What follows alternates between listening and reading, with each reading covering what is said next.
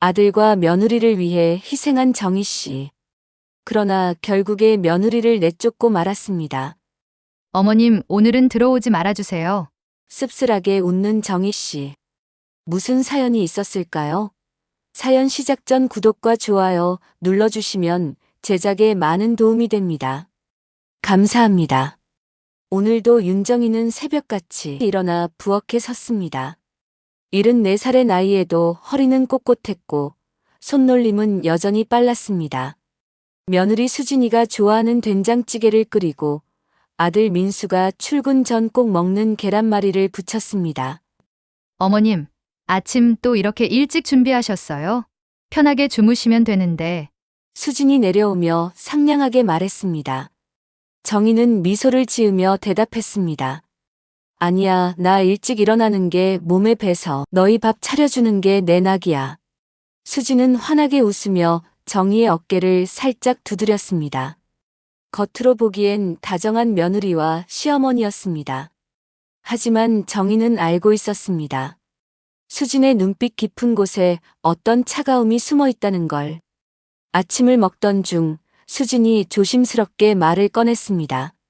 어머님, 저희가 이번 주 토요일이 결혼기념일이거든요. 어머, 벌써 그렇게 됐어? 시간 참 빠르다. 네. 그래서요. 저희 친구들이랑 집에서 작은 파티를 하려고 하는데 그날 하루만 외출 좀 부탁드려도 될까요? 손님들이 많이 오시니까 불편하실까 봐서요. 정희의 손이 잠깐 멈췄습니다. 숟가락을 내려놓으며 그녀는 밝게 대답했습니다. 그래, 알았어. 너희 좋은 날인데 내가 방해되면 안 되지. 나가 있을게. 정말 괜찮으세요? 불편하시면 말씀하세요. 아니야, 괜찮아. 오히려 나도 오랜만에 공원이나 갔다 올게. 수지는 안도한 듯 웃었고 아들 민수는 신문만 보며 아무 말도 하지 않았습니다. 정희는 조용히 밥을 먹으며 생각했습니다. 결혼기념일에 시어머니를 집에서 내보내다니. 예전 같으면 상상도 못할 일이었습니다. 하지만 요즘 세상은 다르다고 자신에게 되뇌었습니다. 사실 이런 일은 처음이 아니었습니다.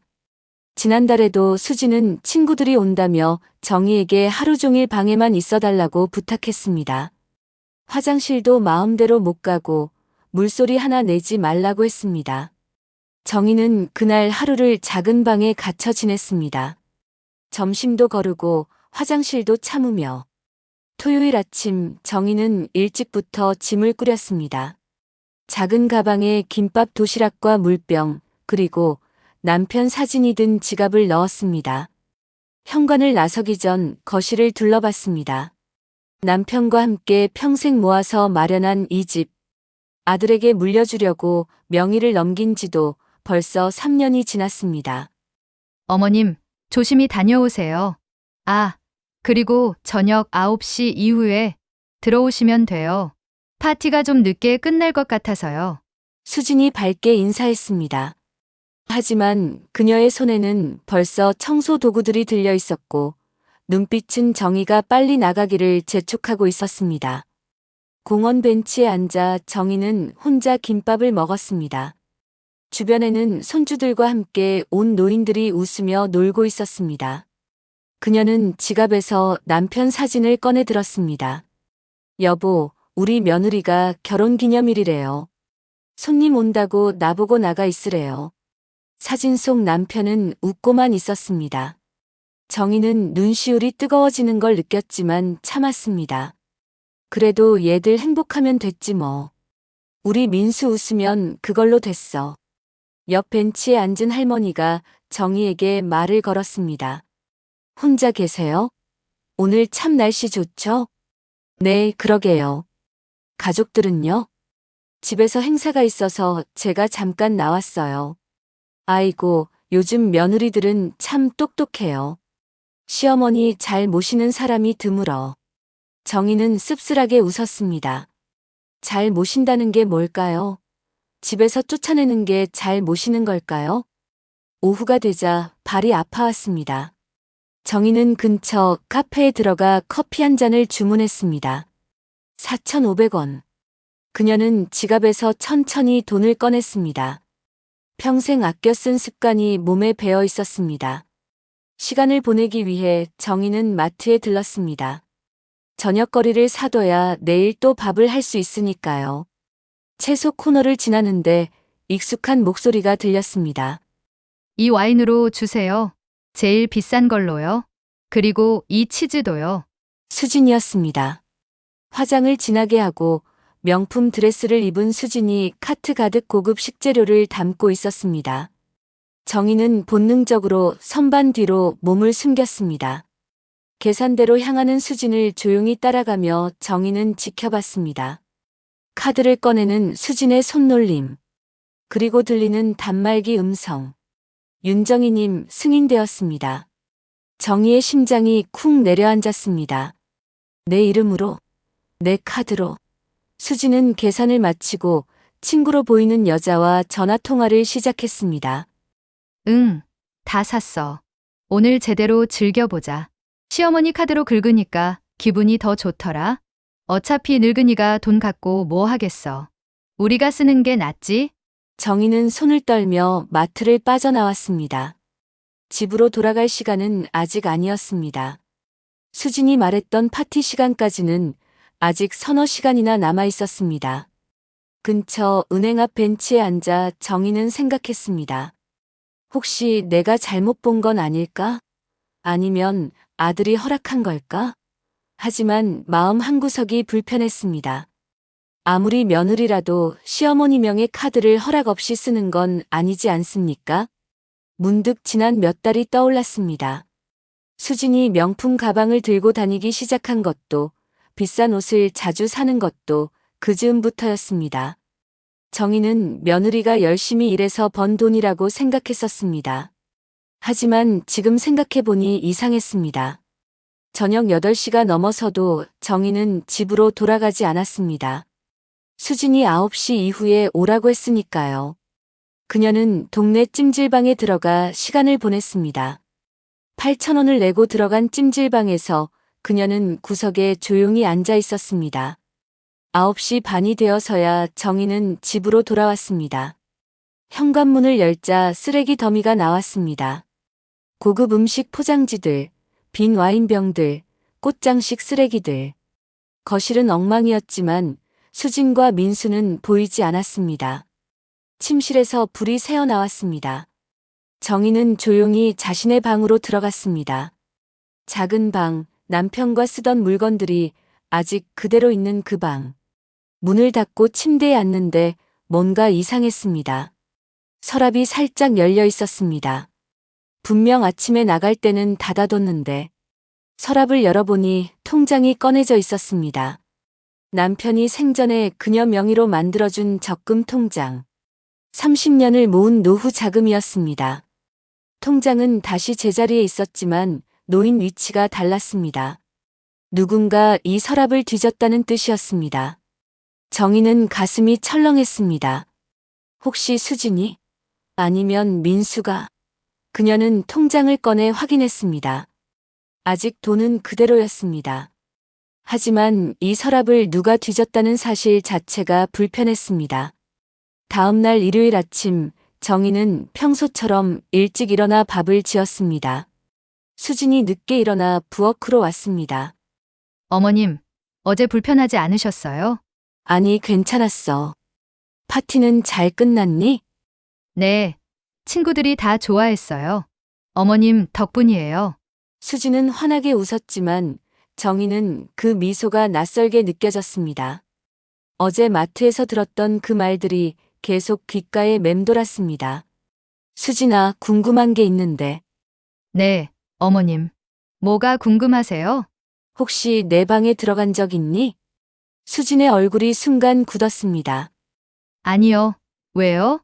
아니야, 그냥 서랍이 좀 이상해서. 아, 그거요? 제가 청소하다가 실수로 건드렸나 봐요. 죄송해요. 그래. 내 방은 내가 청소하는데. 어머님 안 계실 때 먼지가 좀 보여서요. 대화는 거기서 끝났습니다. 하지만 정희는 알았습니다. 수진이 거짓말을 하고 있다는 걸.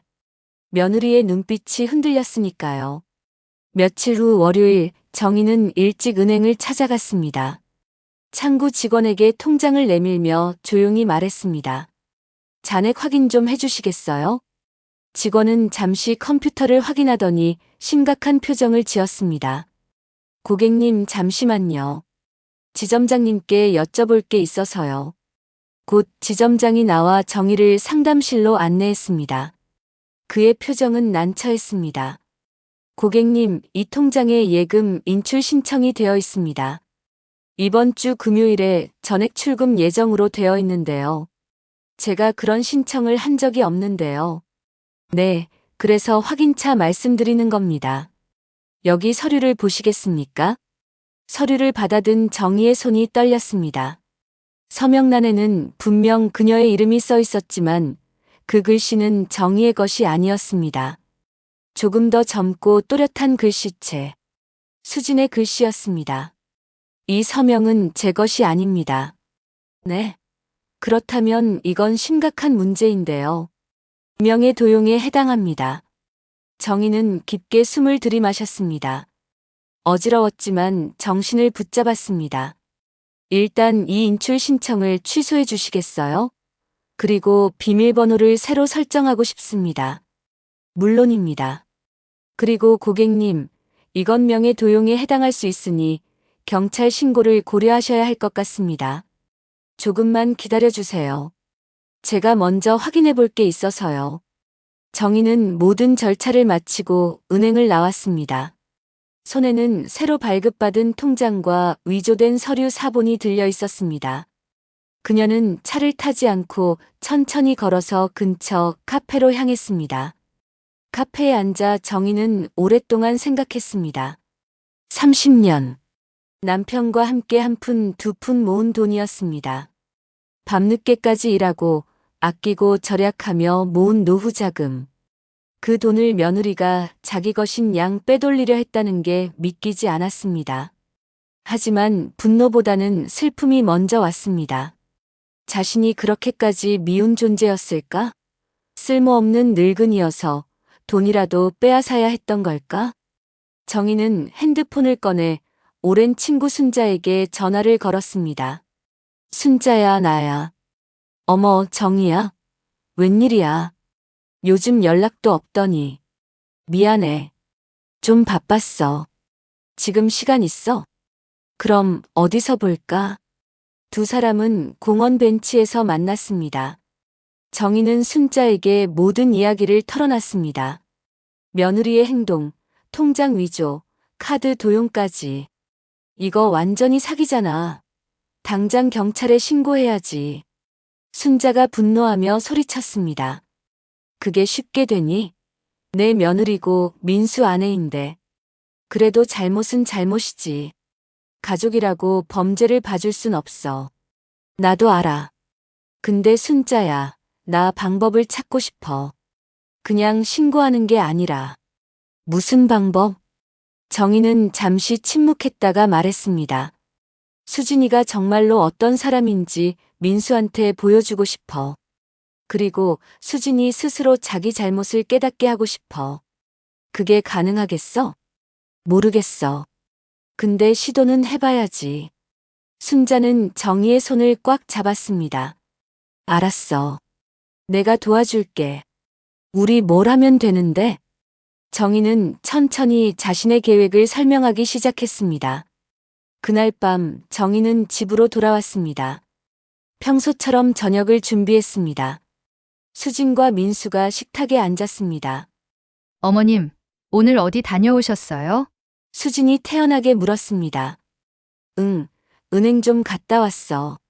수진의 얼굴이 순간 굳었지만 금방 미소를 지었습니다. 은행요? 무슨 일로요? 그냥 통장 정리 좀 하러.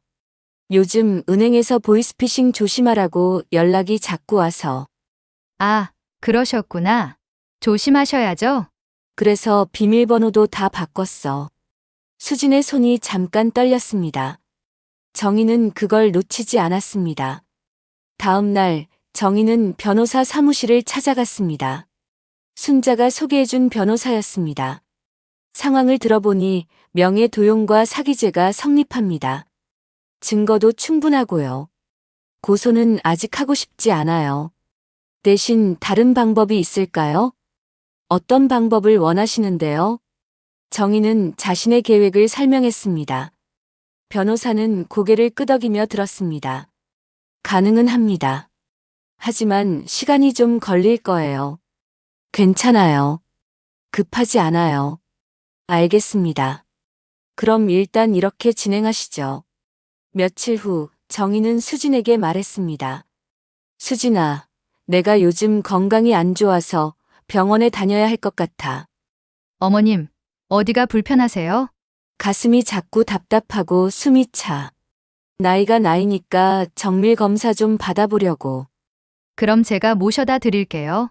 아니야, 괜찮아. 순자가 같이 가준대. 너 회사 가야지. 정말 괜찮으세요? 수진의 얼굴에는 걱정보다 안도의 빛이 스쳤습니다. 정희는 그것도 놓치지 않았습니다. 일주일 후 정희는 집에서 민수와 수진을 불렀습니다. 얘들아, 할 얘기가 있어. 네. 어머니, 무슨 일이세요? 민수가 물었습니다. 병원 검사 결과가 안 좋게 나왔어. 심장에 문제가 있대. 어머니. 민수가 놀라 일어섰습니다. 괜찮아. 죽을 병은 아니야. 근데 수술을 해야 할 것 같아. 수술이요? 언제요? 다음 달쯤.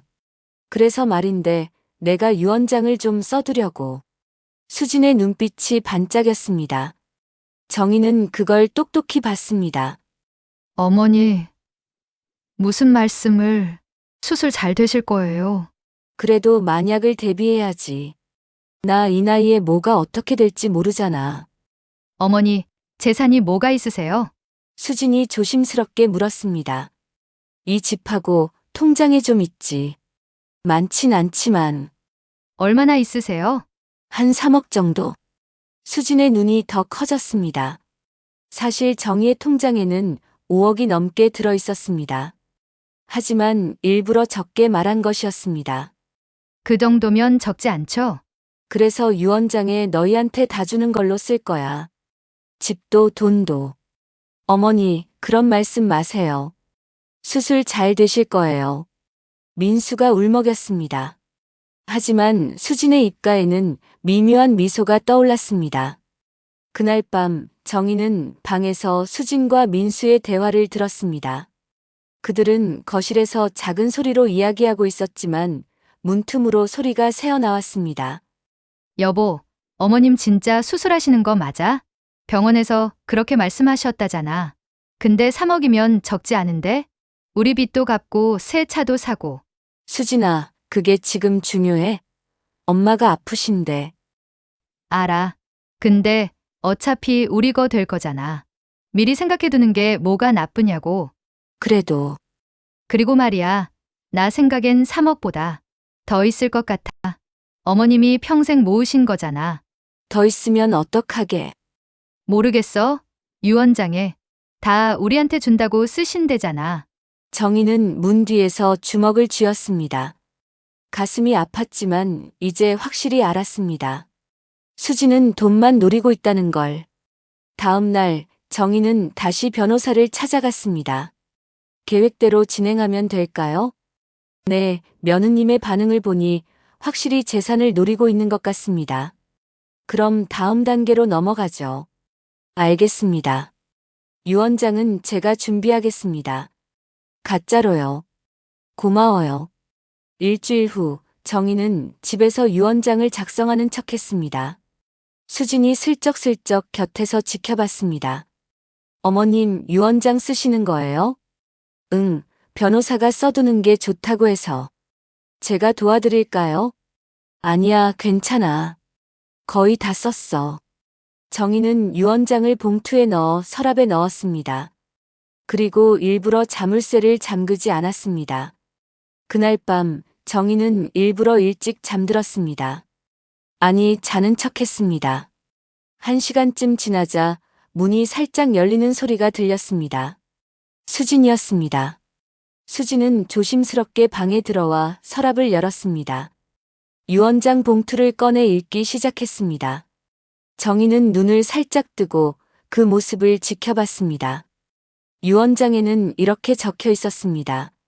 나 윤정희는 내 모든 재산을 며느리 박수진에게 상속한다. 집과 예금 전액을 수진이가 관리하길 바란다. 수진의 입가에 미소가 번졌습니다. 그녀는 유언장을 다시 봉투에 넣고 서랍에 돌려놓았습니다. 그리고 조용히 방을 나갔습니다. 정희는 눈물을 흘렸습니다.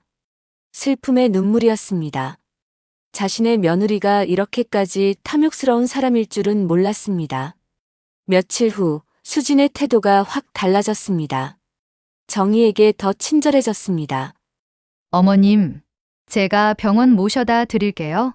혼자 가시면 힘드시잖아요. 괜찮아, 순자가. 아니에요. 제가 모셔야죠. 며느리인데. 수진은 갑자기 헌신적인 며느리로 변했습니다. 아침마다 과일을 깎아주고 영양제를 챙겨주고 산책도 함께 나갔습니다. 하지만 정희는 알았습니다. 그 모든 친절 뒤에 숨은 계산을. 어느 날 수진이 정희에게 말했습니다. 어머님, 수술비는 얼마나 드나요? 한 3천만 원 정도 든대. 제가 준비할게요. 어머님 돈 쓰시지 마시고.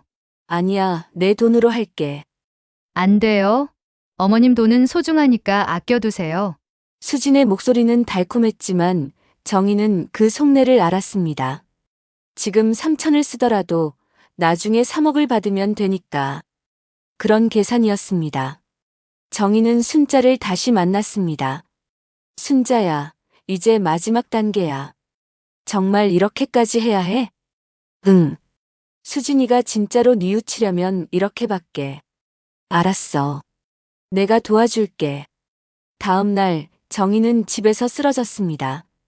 아니, 쓰러진 척했습니다. 수진이 비명을 지르며 구급차를 불렀습니다. 어머님, 정신 차리세요. 병원에 도착한 정희는 입원실에 누웠습니다. 의사는 심각한 표정으로 민수와 수진을 불렀습니다. 환자분 상태가 좋지 않습니다. 빨리 수술을 해야 하는데 성공 확률이 50% 정도입니다. 그럼 실패하면요? 수진이 떨리는 목소리로 물었습니다. 그럼 깨어나지 못할 수도 있습니다.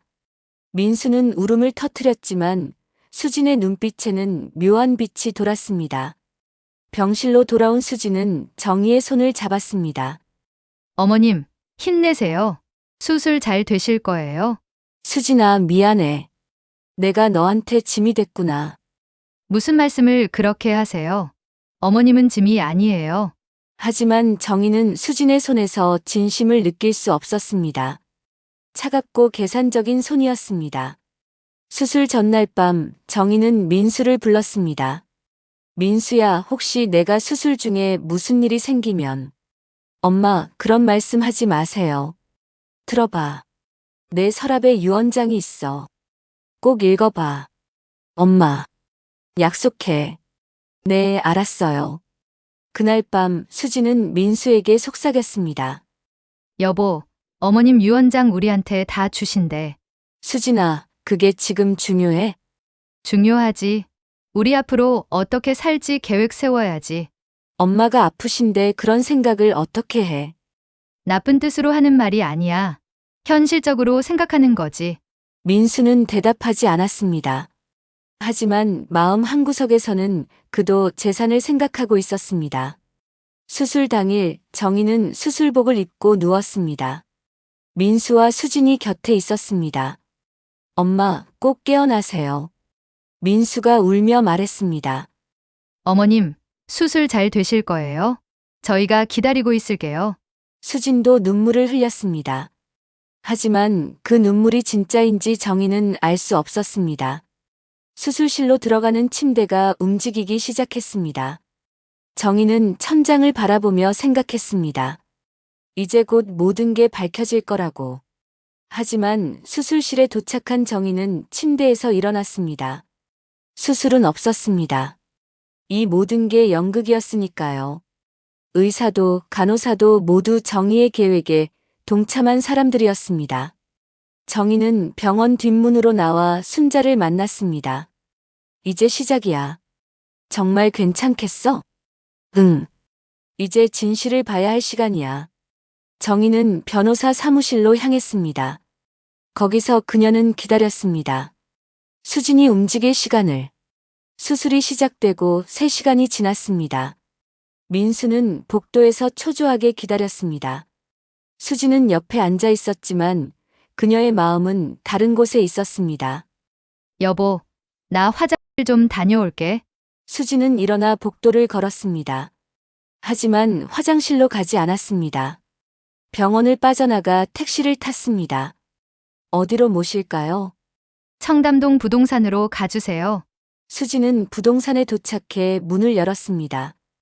어서 오세요. 저기요, 이 근처에 괜찮은 아파트 있나요? 3억에서 4억 정도 선에서요. 네, 있습니다. 보러 가실래요? 네, 지금 당장요? 수진은 아파트를 둘러봤습니다. 넓고 깨끗한 아파트. 그녀는 벌써 이곳에 사는 자신을 상상했습니다. 마음에 드시나요? 네, 좋아요. 계약은 언제 할 수 있어요? 준비되시면 바로 가능합니다. 일주일 안으로 연락드릴게요. 수진은 환하게 웃으며 부동산을 나왔습니다. 그녀는 몰랐습니다. 부동산 사장이 모든 대화를 녹음하고 있었다는 걸. 그리고 그 녹음 파일이 정희에게 전달될 거라는 걸. 저녁이 되어 수술이 끝났습니다. 의사가 나와 말했습니다. 수술은 성공했습니다. 하지만 아직 의식이 돌아오지 않았어요. 그럼 언제 깨어나세요? 며칠 안에 깨어날 겁니다. 어머님, 정말 다행이에요. 민수는 안도의 한숨을 쉬었습니다. 수진도 웃었지만 그 웃음 속에는 아쉬움이 섞여 있었습니다. 어차피 깨어날 거면 빨리 깨어나서 재산을 정리하면 좋겠다는 생각. 며칠 후 병원에서 연락이 왔습니다. 환자분이 깨어나셨습니다. 민수와 수진은 급히 병원으로 달려갔습니다. 병실 문을 열자 정희가 침대에 앉아 있었습니다. 엄마. 민수가 달려가 안았습니다. 수진도 다가왔습니다. 응, 나 괜찮아. 정희의 목소리는 약했지만 또렷했습니다. 이제 좀 쉬셔야 해요. 많이 약하세요? 그래. 근데 수진아, 너 며칠 전에 어디 갔었니? 수진의 얼굴이 굳었습니다. 네, 저요? 병원에 계속 있었는데요. 수술하던 날 말이야. 화장실 간다고 나갔다가 1시간 넘게 안 돌아왔다며. 민수가 수진을 쳐다봤습니다. 여보, 그게, 나 부동산 갔다 왔어. 나중을 위해 알아보려고. 정희는 고개를 끄덕였습니다. 그래, 현명하네. 나중을 위해 미리 준비하는 거지. 수진은 안도하며 웃었습니다. 네, 어머님. 근데 수진아, 유언장 읽어봤니? 아니요, 아직이요. 거짓말. 내가 봤어. 내가 내 방에 들어와서 서랍 뒤지는 거. 수진의 얼굴이 하얗게 질렸습니다. 어머님, 그게 아니라. 됐어. 나도 다 알아. 정희는 침대에서 일어났습니다. 갑자기 힘이 생긴 것처럼. 어머님, 왜 그러세요? 누우세요. 나 안 아파. 수술도 안 했어. 네, 민수와 수진은 멍한 표정으로 정희를 바라봤습니다. 이 모든 게 연극이었어. 너희가 어떤 사람인지 확인하려고.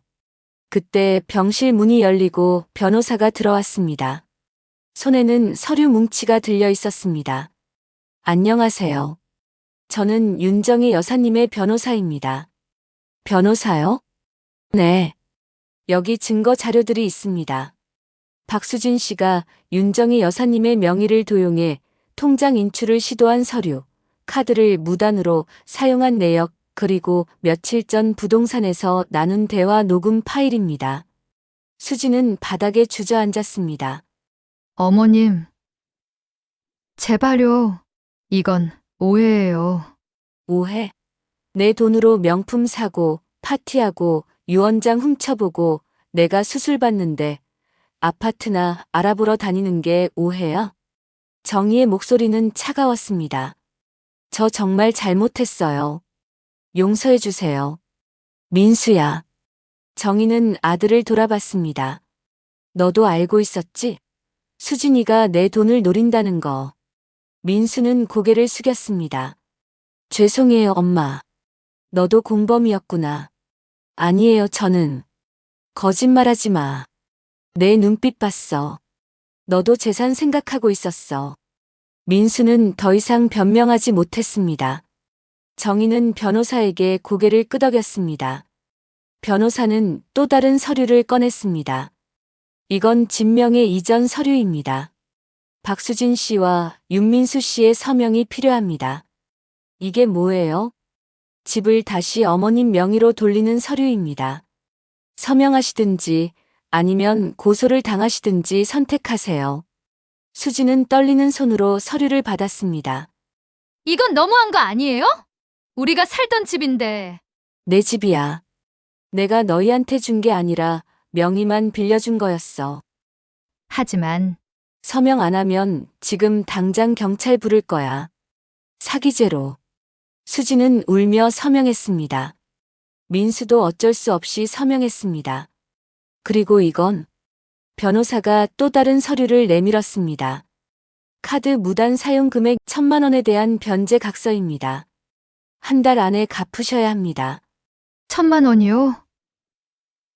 그렇게까지 안 썼는데요. 여기 내역서 있습니다. 확인하시겠습니까? 수지는 내역서를 보고 말을 잃었습니다. 자신이 생각했던 것보다 훨씬 많은 금액이었습니다. 그리고 마지막으로 이건 통장 위조에 대한 합의서입니다. 형사고소는 하지 않는 대신 앞으로 윤정의 여사님과 일체 연락하지 않겠다는 내용입니다. 그럼 우리는 어떻게 살아요? 수진이 울부짖었습니다. 그건 내 문제야. 내가 선택한 거잖아. 정희는 냉정하게 말했습니다. 어머님, 제발요. 한 번만 봐주세요. 난 이미 너한테 수없이 기회를 줬어. 따뜻하게 대했고 믿었어. 근데 넌 나를 이용만 했지. 정말 죄송해요. 수지는 바닥에 엎드려 울었습니다. 하지만 정희의 마음은 돌아서지 않았습니다. 나가줘. 이제 너희 얼굴 보기 싫어. 민수와 수지는 병실을 나갔습니다.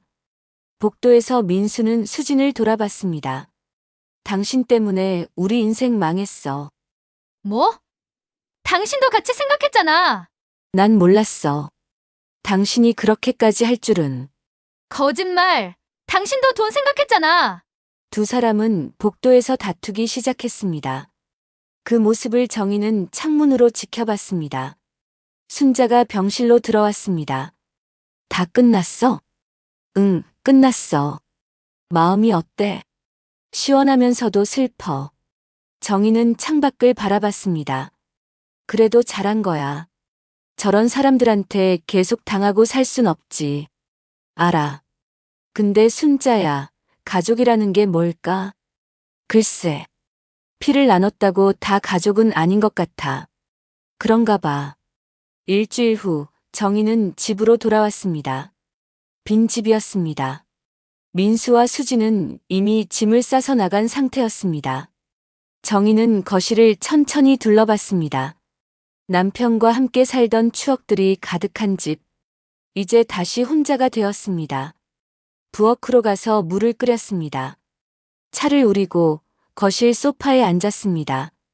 조용했지만 평화로웠습니다. 핸드폰이 울렸습니다. 민수였습니다. 정희는 잠시 망설이다가 받았습니다. 엄마. 왜? 죄송합니다. 정말 잘못했어요. 알았어.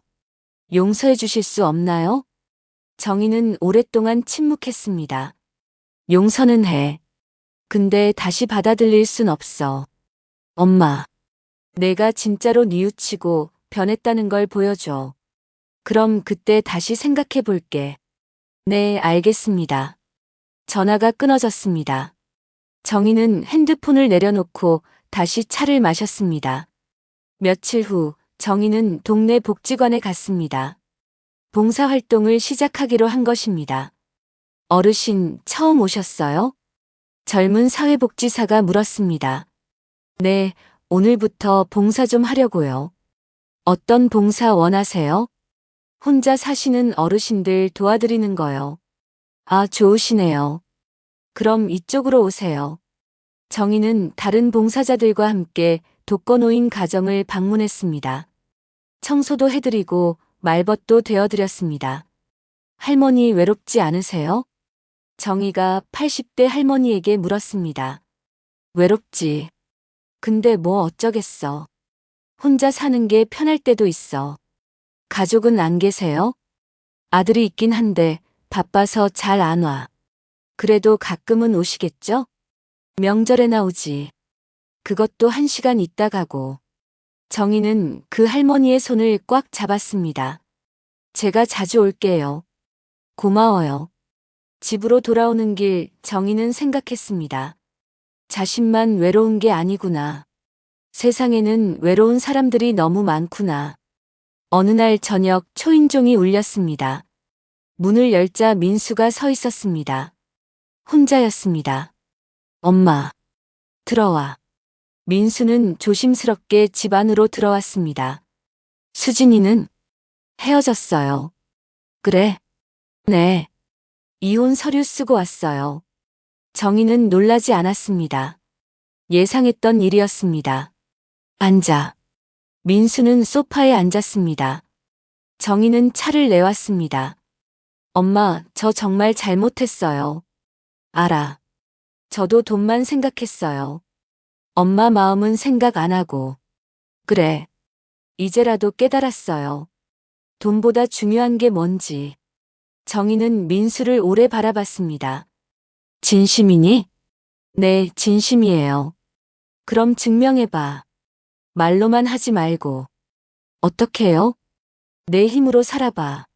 내 도움 없이. 그렇게 1년 살아보고, 그래도 내가 변했다 싶으면 그때 다시 만나자. 네, 알겠습니다. 민수는 고개를 숙였습니다. 엄마 사랑해요. 나도. 민수는 일어나 나갔습니다. 정희는 문 앞에서 아들의 뒷모습을 지켜봤습니다. 계절이 바뀌었습니다. 여름이 지나고 가을이 왔습니다.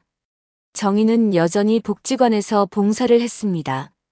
어느 날 복지관에서 식사 준비를 하는데 젊은 남자가 들어왔습니다. 민수였습니다. 어머니, 민수야? 여긴 왜? 저도 봉사하려고요. 정희는 놀랐습니다. 내가? 네. 제가 변했다는 거 보여드리고 싶어서요. 민수는 앞치마를 두르고 설거지를 시작했습니다. 정희는 그 모습을 조용히 지켜봤습니다. 그날부터 민수는 매주 복지관에 나왔습니다. 봉사를 하고 어르신들을 도왔습니다. 처음엔 서툴렀지만 점점 익숙해졌습니다. 몇 달이 지나고 어느 날 정희는 민수를 불렀습니다. 민수야, 차 한잔 할래? 네, 엄마. 두 사람은 복지관 근처 카페에 앉았습니다. 요즘 어떻게 지내니? 힘들지만 괜찮아요. 제 힘으로 사는 게 이렇게 어려운 줄 몰랐어요. 그래도 잘하고 있더라. 감사합니다. 민수야. 네, 엄마. 엄마가 너한테 미안해. 민수는 고개를 들었습니다. 제가 미안한 건데요. 아니야. 엄마가 너를 제대로 키우지 못했어. 돈보다 중요한 걸 가르쳐 주지 못했어. 엄마. 근데 이제는 알겠지?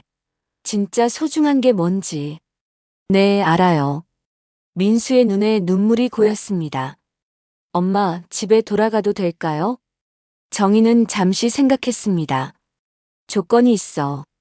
네, 말씀하세요. 앞으로 엄마 돈은 기대하지 마. 유산도 없어. 다 사회에 기부할 거야. 괜찮아요. 저 돈 필요 없어요. 엄마만 있으면 돼요. 정희는 아들의 손을 잡았습니다. 정말? 네, 진심이에요.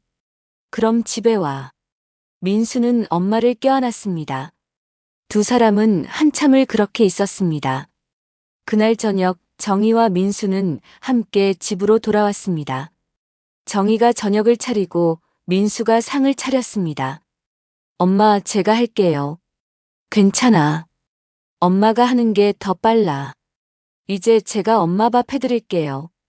그래. 네. 요리 배웠어요.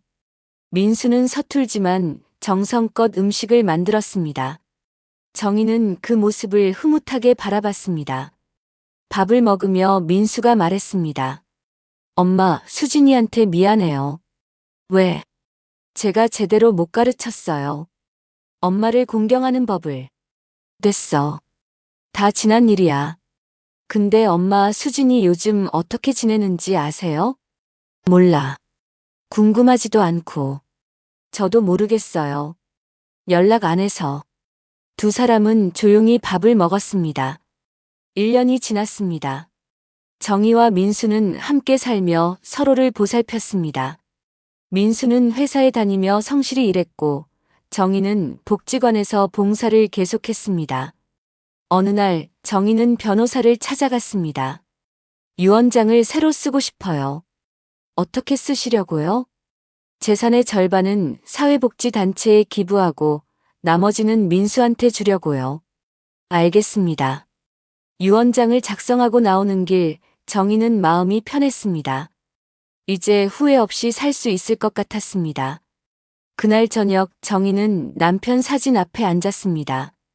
여보, 우리 민수 이제 제대로 된 사람이 됐어요. 늦었지만 다행이죠? 사진 속 남편은 여전히 웃고 있었습니다. 저도 이제 행복해요. 외롭지 않아요. 민수가 옆에 있고 복지관에 친구들도 있고. 정희는 미소를 지었습니다. 사람이 욕심에 눈이 멀면 정말 아무것도 안 보여요. 하지만 진심으로 살면 진심은 결국 돌아온다고. 그녀는 평화로운 미소를 지었습니다.